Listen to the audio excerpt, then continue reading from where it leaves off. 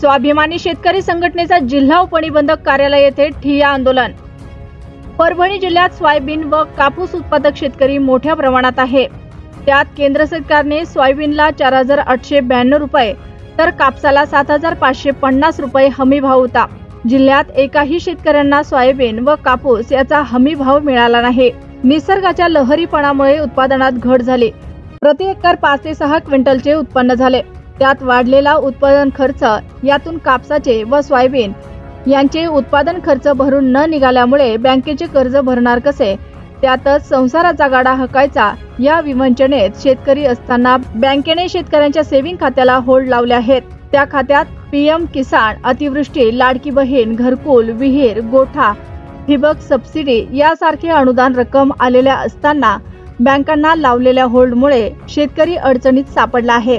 यातूनच देवगाव येथील रामेश्वर दुधाटे यांनी विषारी औषध पिऊन 15 दिवसापूर्वी आपली जीवन यात्रा संपवली। एकीकडे राज्याचे मुख्यमंत्री बँकांना होल्ड लावू नये तसेच सीबीएलची अट लावू नये असे सांगत आहेत, पण मुख्यमंत्र्यांच्या आदेशाला केराचे टोपले दाखवत जिल्हा मध्यवर्ती बँक व इतर बँका यांनी जिल्ह्यात पीक कर्ज थकीत असलेल्या शेतकऱ्यांच्या खात्याला होल्ड लावले आहेत। असेच काही शेतकरी स्वाभिमानी शेतकरी संघटनेकडे तक्रार घेऊन आले। त्यानंतर स्वाभिमानीचे पदाधिकारी व शेतकरी यांनी जिल्हा निबंधक यांच्या कार्यालय गाठत त्यांच्या कार्यालयात 12 वाजेपासून ठिय्या आंदोलन सुरू केले। स्वाभिमानीच्या कार्यकर्त्यांनी आक्रमक भूमिका घेत जोपर्यंत होल्ड काढून सेव्हिंग खात्यावरील रक्कम शेतकऱ्यांच्या हातात मिळणार नाही तोपर्यंत या कार्यालयातून उठणार नाही असे म्हटल्यानंतर जिल्हा निबंधक यांनी जिल्हा मध्यवर्ती बँकेचे कर्मचारी बोलावून घेतले व आलेल्या शेतकऱ्यांची यादी करत तात्काळ होल्ड काढण्याचे आदेश दिले। 4 तास ठिय्या आंदोलन केल्यानंतर आलेल्या सर्व शेतकऱ्यांचे होल्ड काढून शेतकऱ्यांना पैसे देण्यात आले। त्यानंतर आंदोलन मागे घेण्यात आले।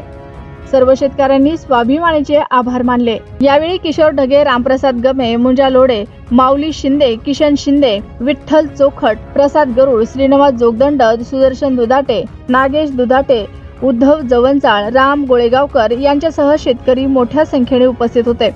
आंदोलनात आलेल्या शेतकऱ्यांनी सोबत आणलेली पिठली भाकर कार्यालयात बसून स्वाद घेतला। अशाच नवनवीन बातम्या पाहण्यासाठी आमच्या ग्रामीण मराठी न्यूजला सबस्क्राईब करा। बातमी आवडल्यास बातमीला लाईक आणि शेअर करा।